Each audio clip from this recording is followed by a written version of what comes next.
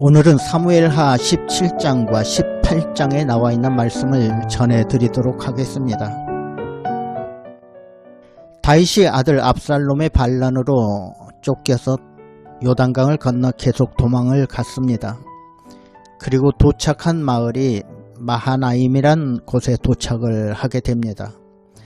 이때 다윗과 다윗을 따르는 사람들의 모습은 정말 처참하고 불쌍한 그런 처지였습니다. 밤중에 도망을 나와서 압살롬이 이끄는 군대에 쫓기면서 여기까지 왔으니 아마 다윗의 생애에 있어서 가장 슬프고 외롭고 힘든 그런 상황이었을 것입니다. 그러나 다윗은 이곳에서 힘을 얻고 군대를 다시 정비하고 압살롬 군대와 싸워 이기게 되는데, 이렇게 할 수 있었던 것은 이곳 사람들이 도움이 있었기 때문입니다. 그 중에 다윗을 도와준 사람이 세 사람이 나오는데, 이 세 사람의 이름이 누군지 성경을 보시겠습니다. 사무엘하 17장 27절. 다윗이 마하나임에 이르렀을 때 암몬 족속에게 속한 라빠 사람 나하스의 아들 소비와 로데발 사람 암미엘의 아들 마길과 로글림 길르앗 사람 바르실레가, 첫째는 소비라고 하는 사람, 두 번째 마길이라고 하는 사람, 세 번째는 바르실레라고 하는 사람, 이 세 사람이 가져온 물건들도 28절과 29절에 기록이 되어 있습니다. 침상과 대야와 질그릇과 밀과 보리와 밀가루와 볶은 곡식과 콩과 팥과 볶은 녹두와 꿀과 버터와 양과 치즈를 가져다가 다윗과 그와 함께한 백성에게 먹게 하였으니, 당시 이 세 사람이 다윗이 피난 와 있는 동안 마하나임에서 다윗과 다윗의 사람들을 다 먹여 살립니다. 지금 피난 온 사람들이 다윗과 한두 사람 온 것이 아닙니다. 처음 피난 나올 때에 600명이 같이 나왔지만 차츰 따르는 사람들이 많았습니다. 그런데 이곳에 사는 세 사람의 부자가 이 사람들을 다 먹일 수 있는 음식과 잠자리에 필요한 것들을, 생활하는 데 필요한 생활용품들을 공급해 주었다는 것입니다. 다윗과 피난 온 사람들 아무것도 가져온 것이 없으니 잠자를 위해서 침상이 필요했을 것입니다. 그리고 낯선 곳에서 세수하고 목욕하려면 대야가 필요합니다. 그리고 식사할 때 그릇들도 필요했을 것입니다. 또 밀과 보리와 밀가루와 콩, 녹두, 꿀, 버터, 치즈 등 먹을 것이 필요했습니다. 그런데 이 세 사람이 다윗과 함께 한 사람들에게 이 필요한 것들을 제공해 줬던 것입니다. 그래서 다윗은 이곳 마하나임에서 새로운 힘을 얻고 군대를 다시 정비하고 다시 일어설 수 있었던 것입니다. 이 세 사람이 사용한 비용, 즉 돈이 얼마나 들었을까? 우리는 가끔 한두 사람 점심 같이 하고 식사비 내는 것도 쉽지가 않은데, 아마 이 사람들은 부자이면서도 베풀어 주기를 좋아했던 사람들인 것 같습니다. 베푸는 사람이 아니면 아무리 부자라도 이런 일을 선뜻 하지 못하게 되기 때문에 그렇습니다. 이 사람들은 마하나임에 사는 사람들입니다. 어느 날 다윗과 함께 피난민들이 마하나임에 몰려왔습니다. 더구나 이들은 쿠데타를 일으켜 새로 권력을 잡은 압살롬의 군대에 쫓겨서 도망을 온 사람들입니다. 이 마하나임에 사는 사람들은 다윗의 편을 들 수도 있고 아들 압살롬의 편을 들 수도 있습니다. 다윗을 도와주었다가는 자칫 자신들이 죽을 수도 있는 그런 상황입니다. 그런데 이 세 사람은 위험에도 불구하고 최선을 다해 다윗의 군대를 먹여 살립니다. 자신들이 가지고 있는 재산을 아낌없이 베풀고 있는 것입니다. 언제까지 이런 일을 해야 한다는 보장도 없습니다. 아마 이들은 믿음의 사람들이었을 것입니다. 지금은 다윗의 처지가 불쌍하고 측은하기 이를 데 없지만 그를 세우신 분이 하나님이시며 그 하나님은 반드시 다윗을 다시 세워 이스라엘을 다스리게 하실 것이라는 확신하는 그런 믿음의 사람들이었다는 것입니다. 만약에 다윗의 처지가 불쌍하고 측은해서 그저 돕는 정도라면 약간의 빵이나 물을 보냈을 것입니다. 그러나 그게 아니었습니다. 필요한 모든 물자를 공급해 줬습니다. 이건 하나님에 대한 그들의 믿음이라고 볼 수 있습니다. 이 세 사람의 베품이 얼마나 아름다운지 성경은 이 사람들에 대해서 복받을 사람이요 또 복을 받을 만한 사람이다 이렇게 하고 있습니다. 남에게 베풀고 또 기름 부은 종에게 베푸는 것이 다 복이 되어 돌아온다는 것입니다. 이렇게 베푸는 사람이 복을 받을 사람이요 또 복을 받을 만한 사람이 되는 것입니다. 이 중에서 바르실레라고 하는 사람, 다윗이 피난 생활을 끝내고 다시 예루살렘으로 올라갈 때 바르실레가 마지막으로 찾아왔습니다. 그래서 다윗이 바르실레에게 말했습니다. 사무엘하 19장 33절에서 35절입니다. 왕이 바르실레에게 이르되 너는 나와 함께 건너가자. 예루살렘에서 내가 너를 공개하리라. 내 생명의 날이 얼마나 있어 없기에 어찌 왕과 함께 예루살렘으로 올라가리이까. 내 나이가 이제 80세라 어떻게 좋고 흉한 것을 분간할 수 있사오며 음식의 맛을 알 수 있사오리이까. 이 종이 어떻게 다시 노래하는 남자나 여인의 소리를 알아들을 수 있사오리이까. 어찌하여 종이 내 주 왕께 아직도 누를 끼치리이까. 당신의 종은 왕을 모시고 요단을 건너려는 것뿐이거늘 왕께서 어찌하여 이 같은 상으로 내게 갚으려 하시나이까. 청하건대 당신의 종을 돌려보내옵소서.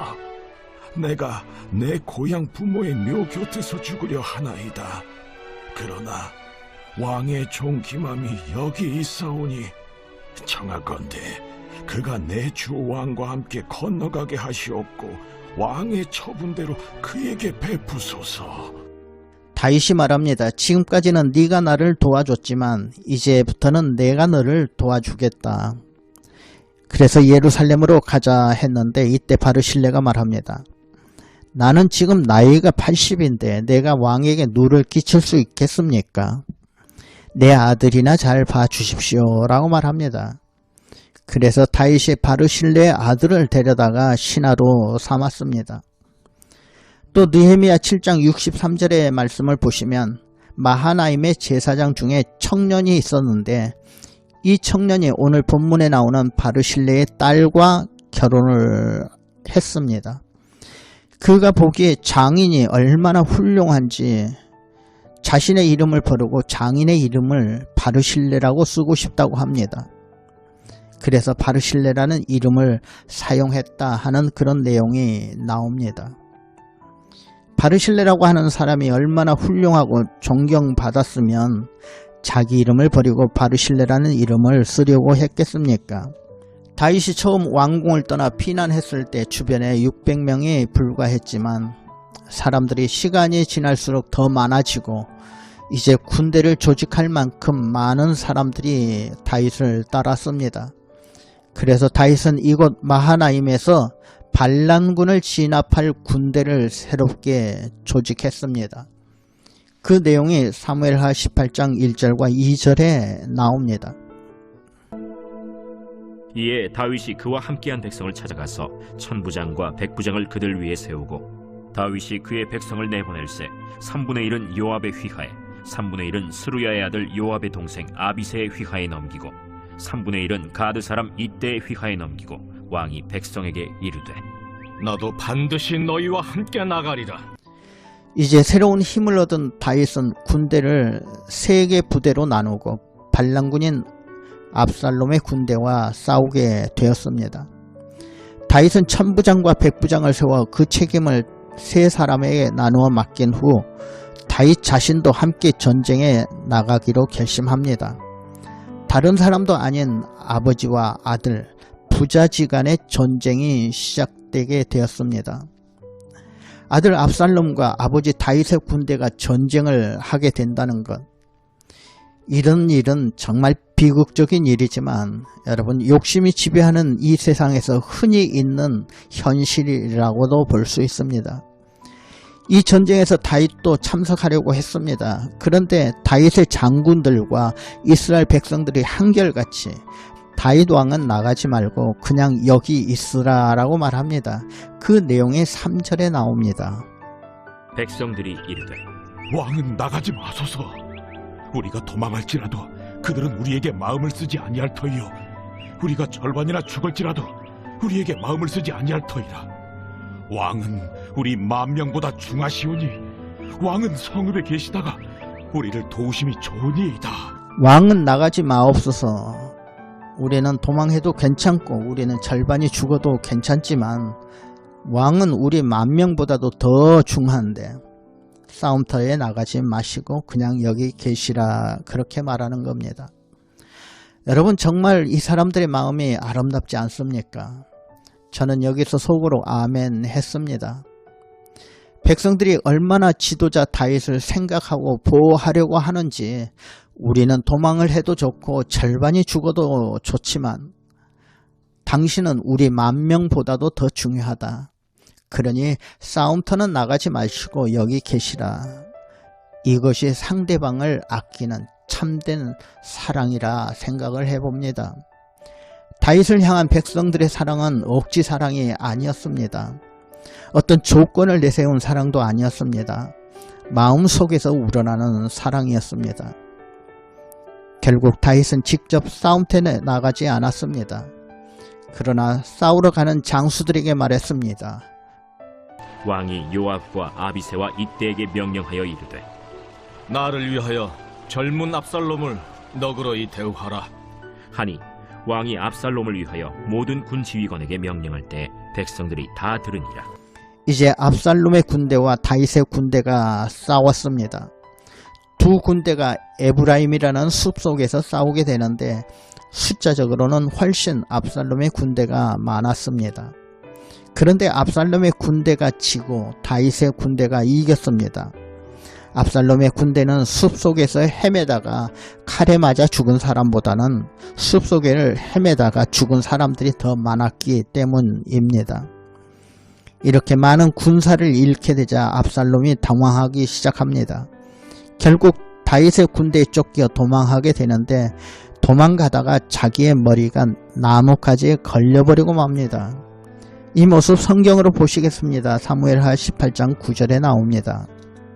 압살롬이 노새를 탔는데 그 노새가 큰 상수리나무 번성한 가지 아래로 지날 때 압살롬의 머리가 그 상수리나무에 걸리매 그가 공중과 그 땅 사이에 달리고 그가 탔던 노새는 그 아래로 빠져나간지라. 여러분, 한번 상상해 보시기 바랍니다. 사람이 나뭇가지에 대롱대롱 매달려 있는 모습, 아버지에게 반역을 하고 쿠데타를 일으켜 정권을 잡은 이 아들, 이제 나무 위에 대롱대롱 매달려 있습니다. 이 압살롬의 운명이 어떻게 될 것인가? 다음 주 수요일에 계속 말씀드리도록 하겠습니다. 모두 건강하시기를 바랍니다.